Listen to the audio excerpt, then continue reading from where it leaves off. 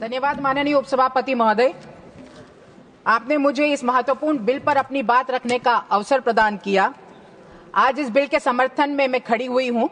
महोदय, इस अधिनियम से एक ऐसा विषय जुड़ा हुआ है जिसने दशकों तक इस देश में समानता और न्याय के सिद्धांतों को चुनौती देने का काम किया है, लेकिन माननीय प्रधानमंत्री जी के नेतृत्व में इस अधिनियम के द्वारा वक्फ बोर्ड के प्रबंधन में पारदर्शिता, शुचिता और जवाबदारी लाने का साहसपूर्ण कार्य माननीय प्रधानमंत्री जी के नेतृत्व में किया जा रहा है। इसलिए माननीय प्रधानमंत्री जी को मैं बहुत बहुत धन्यवाद देती हूँ।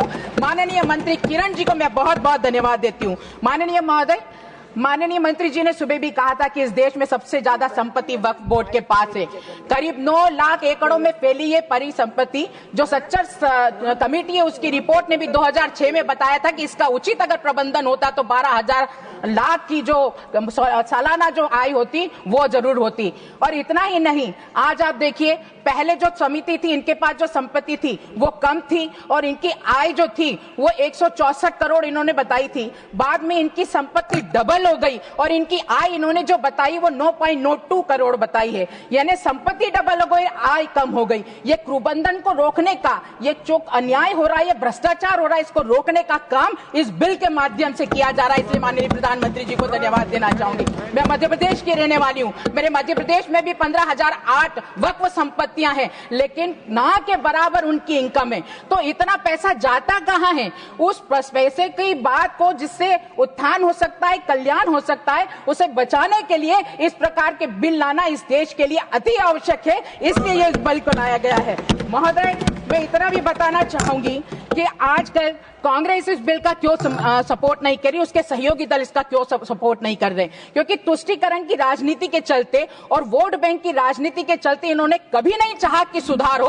अंधेर नगरी चौपट राजा के नाम पर अतिक्रमणों पर इन्होंने आंख मिचने का काम किया और ये अन्याय होते देख रहा है। ये कैसा कानून है जो लोगों की जमीन छीन ले, गांव के गांव पर कब्जा कर ले? ये कैसा कानून था कि जिसकी अपील नहीं की जा सकती थी, जिसके लिए कोर्ट में नहीं जा सकते थे? ये कैसा कानून था जो संविधान से भी ऊपर इन्होंने मान लिया? इन्होंने तो वही कह दिया कि न खाता न बही, जो वक्फ कह दे वही सही, और इसी प्रकार की इनकी बातें चलती रही। लेकिन अब प्रधानमंत्री जी ऐसा नहीं होने देंगे, क्योंकि अन्याय अब देश में और नहीं चलेगा, अब भ्रष्टाचार और नहीं चलेगा। अब न्याय की बात होगी, कुप्रबंधन नहीं सुप्रबंधन की बात होगी। और आज माननीय मोदी जी के नेतृत्व में व्यवस्था, भ्रष्टाचार और पक्षपातपूर्ण राजनीति को समाप्त करने का संकल्प आया है। ये नया विधायक जो पारदर्शिता, जवाबदेही और समावेशी के विकास की नींव रखेगा। माननीय महोदय, ये जो कांग्रेस लोग जो इस बिल का विरोध कर रहे हैं, मैं सिंपल सी एक बात कहना चाहूंगी। कहा भी गया है कि अच्छी किताब और अच्छे इंसान इतनी आसानी से समझ नहीं आते, इसके लिए उन्हें समझना पड़ता है, इसके लिए उन्हें पढ़ना पड़ता है। ये जितने भी विपक्ष के लोग हैं जो इस बात का विरोध कर रहे हैं, न तो इस अच्छे कानून को इन्होंने ढंग से पढ़ा है, न माननीय मोदी जी की अच्छी भावना को इन्होंने अच्छे से समझा है। अगर समझते तो इस तरह का न तो विरोध करते, न कोई इसका काम करते। मैं विपक्ष से पूछना चाहती हूं, इतने वर्षों से आपने क्या किया? आपने इन समस्याओं पे क्यों नहीं ध्यान दिया, क्यों नजरअंदाज किया? क्या आपकी तुष्टीकरण की राजनीति आपको इस कार्रवाई से करने से रोकती थी?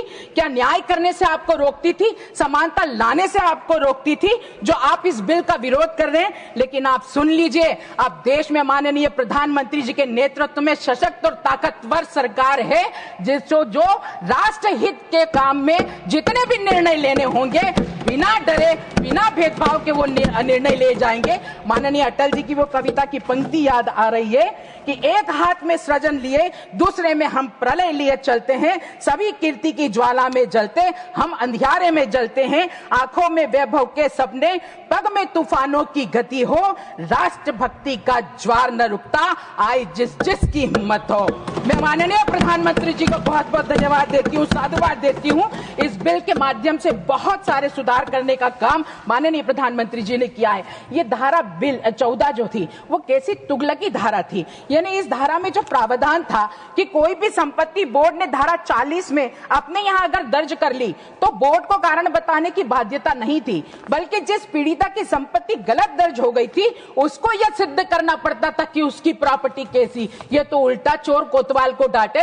इस प्रावधान को खत्म करने का काम इस बिल के माध्यम से लाया गया है और मैं ये बताना चाहूंगी कि इस धारा 40 को ठीक करके अब अन्य व्यक्ति की 1 इंच जमीन भी गलत तरीके से इसमें दर्ज नहीं करी जाएगी। मैं बस पूरे जो सदन में बैठे हुए लोग हैं उन्हें बस इतना कहना चाहती हूं, नए युग की स्थापना के लिए, इस राष्ट्र हित के लिए आप सब बाधाएं आती है, आए गिरे प्रलय की घोर घटाए, पांवों के नीचे अंगारे, सिर पर बरसे यदि ज्वलाएं, निज हाथ में हंसते हंसते आग लगाकर चलना होगा, कदम मिलाकर चलना होगा, इस राष्ट्र के लिए कदम मिलाकर चलना होगा।